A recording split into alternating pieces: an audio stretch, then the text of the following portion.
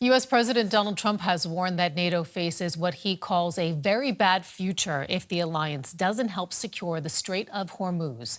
Now, Iran has blocked the key shipping route in retaliation for attacks by the U.S. and Israel. About a fifth of global oil and liquefied natural gas passes through the strait. EU foreign ministers are in discussions about what can be done to keep the route open, with suggestions that a similar initiative used to get grain out of Ukraine could be an option. President Trump has named several countries directly, calling on them to step up. Trump wrote on Truth Social, hopefully China, France, Japan, South Korea, the UK, and others that are affected by this artificial constraint will send ships to the strait so that the Hormuz Strait will no longer be a threat by a nation that has been totally decapitated.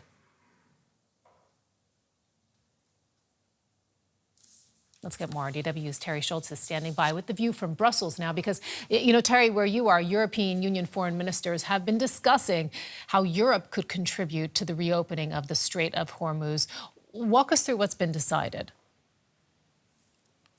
Well, in fact, what was decided, Sarah, is that they won't do anything at the moment in terms of the EU naval mission, which is already there in the region, Operation Aspidus.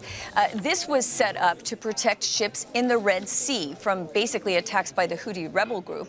And what EU Foreign Policy Chief Kaja Kallas said coming out of that meeting after it was wrapped up was that ministers showed what she said an interest in beefing up that mission, but not in changing its mandate. So when you take that apart, what she's saying is that they may send more ships. Maybe some members will send more ships to enhance the 4 that are already there, but they don't intend on moving operations to the Strait of Hormuz. So at the moment, this naval mission does not have a mandate to protect ships in the strait, and it doesn't intend to if we're talking about what's been decided today.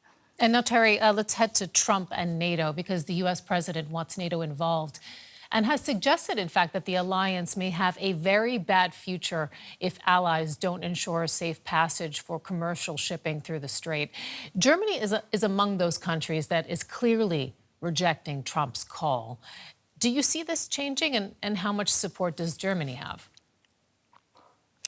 Yeah, Germany's not the only one. The UK and another NATO member has come out and said this will not be a NATO mission. And you have other countries also expressing serious reservations about that.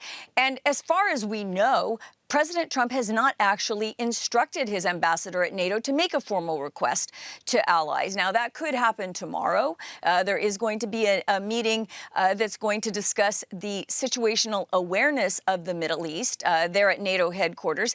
But we don't know if there's going to be a formal request.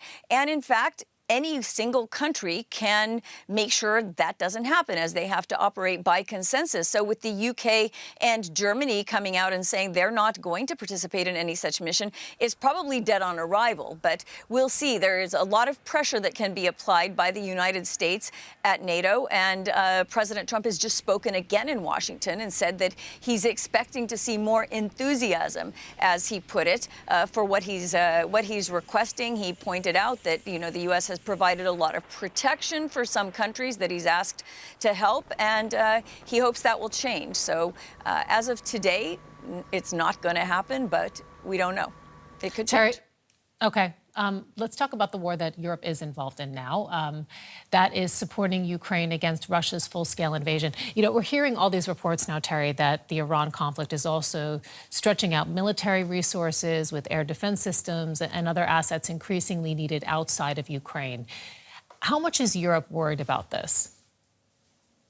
I think Europe is worried about this. There were already concerns that they wouldn't be able to supply Ukraine with what it needs simply because the arsenal doesn't exist. At the moment, Europe is buying weapons from the United States to send to Ukraine. But now a lot of those things, particularly air defenses, as you mentioned, are being sent to the Middle East.